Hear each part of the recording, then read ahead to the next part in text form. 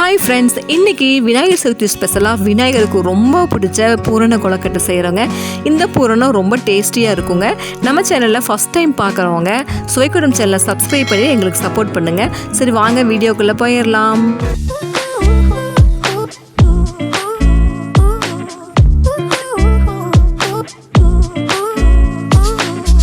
அடுப்பில் பாத்திரம் வச்சாச்சுங்க. இதில் 1 கப்பு துருவன வெல்லம் போட்டுக்கலாம். வெல்லம் எடுத்து அதே கப்லேயே 1/2 கப்பு தண்ணி ஊற்றி நல்லா கரைச்சி விட்டுக்கலாங்க. வெல்லம் பாகு பதமெல்லாம் தேவையில்லை, தண்ணியில் வெல்லம் கரைஞ்சால் மட்டும் போதும். நான் இன்னைக்கு பாதி பாகு வெல்லம் பாதி உருண்டை வெல்லம் எடுத்துருக்குறேங்க. பாகு வெல்லம் 1 கப்பு முழுசாகவே போட்டோம்னா நம்ம செய்கிற பூரணம் ரொம்ப கருப்படிச்ச மாதிரி வந்துடும். ஆனால் ரெண்டுமே பாதி ஈக்குவலாக கலந்து போட்டோம்னா பூரணம் நல்லா கலர்ஃபுல்லாக இருக்குங்க. வெல்லம் நல்லா கரைஞ்சிருச்சுங்க. இதை வடிகட்டி எடுத்துடலாம். பூரணம் செய்கிறதுக்கு அடுப்பில் கடாய் வச்சாச்சுங்க. கடாய் நல்லா சூடானதுக்கப்புறமா 2 ஸ்பூன் நெய் ஊற்றிக்கலாம். நெய் நல்லா சூடானதுக்கப்புறமா பொடியாக கட் பண்ணி வச்சுருக்கிற முந்திரி பருப்பு போட்டுடலாங்க.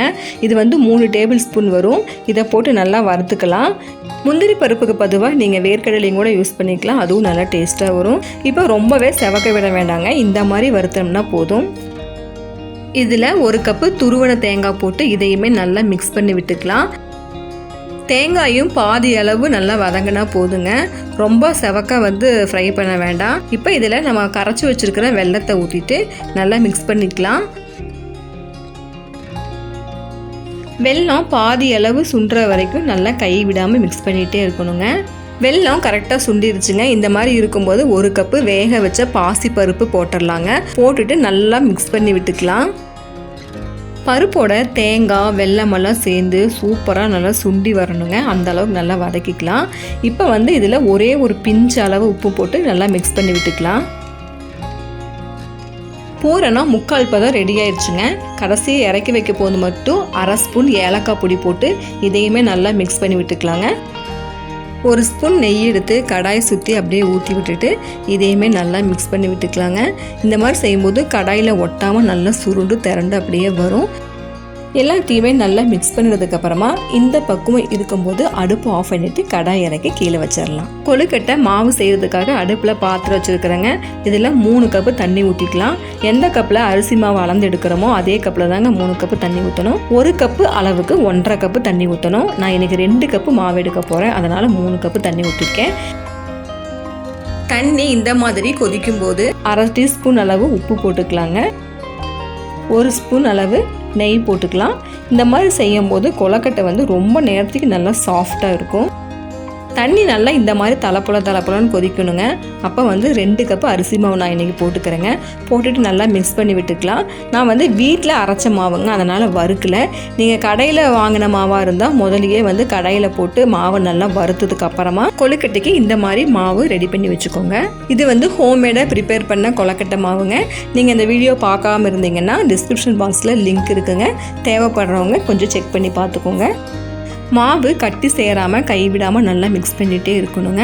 இந்த அளவு மிக்ஸ் ஆச்சுன்னா போதும். இப்போ இதை வேறு பாத்திரத்துக்கு மாற்றி எடுத்து வச்சுக்கலாம். மாவு இளஞ்சூடாக இருக்கும்போது நல்லா பிசைஞ்சுக்கலாங்க. மாவை ரொம்ப அழுத்தம் இல்லாமல் கொஞ்சம் சாஃப்டாகவே பிசைஞ்சு வச்சுக்கோங்க. அப்போ தான் கொழுக்கட்டை பிடிக்கும்போது விரிசல் இல்லாமல் வரும். இப்போ கொழுக்கட்டைக்கு தேவையான மாவு ரெடி ஆயிடுச்சு.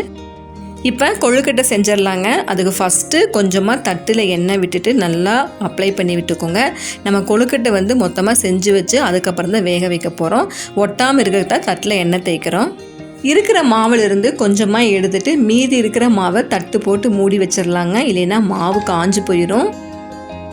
கொழுக்கட்டை செய்கிறதுக்கு உள்ளங்கையில் கொஞ்சம் எண்ணெய் தேய்ச்சிக்கலாங்க. தேவையான அளவு மாவு எடுத்து நல்லா மீடியம் சைஸான உருண்டை பிடிச்சிட்டு வட்டமாக தட்டிக்கலாம். மாவு ரொம்பவே லேஸ் பண்ணிடாதீங்க, இல்லைன்னா பூரணம் வேகும் போது வெளியே வந்துடும். இதில் சின்ன உருண்டையாக பூரணம் எடுத்து வச்சிடலாங்க. ஒவ்வொரு பகுதியாக மூடும் போது சின்னதாக அப்படியே மடித்து லைட்டாக ப்ரெஸ் பண்ணி விடுங்க. அப்படியே அது ஒட்டிக்கும், டிசைன் மாதிரி இருக்கும், பூரணமும் பிரிஞ்சு வராது. மேல் பகுதியில் இருக்கிற மாவை அப்படியே தேங்காய் குடுமையாட்டு அப்படியே பிடிச்சி விட்டுருங்க. கொழுக்கட்டை நல்லா ஸ்டிஃபாக நின்றுக்கும். கொழுக்கட்டை செய்கிறதுக்கு அச்சு இருக்குங்க, அதுலேயும் கூட நீங்கள் செஞ்சுக்கலாம். நான் இன்றைக்கி அச்சு இல்லாமல் எப்படி செய்கிறது அப்படிங்கிறதுக்காக தான் நான் வீடியோ காமிச்சிட்ருக்கேன்.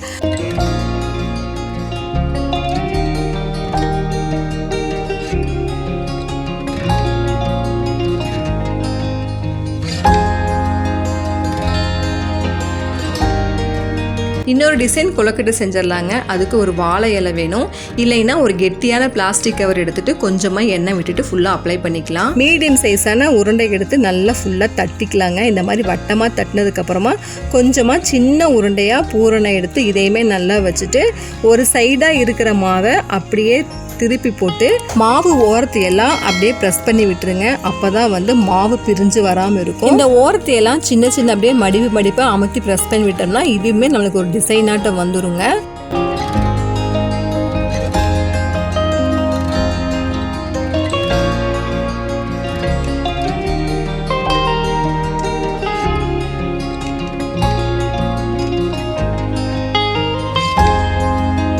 மீதி இருக்கிற எல்லா மாவுலையுமே பூரணை வச்சு கொழுக்கட்டை பிடிச்சி வச்சிடலாம்.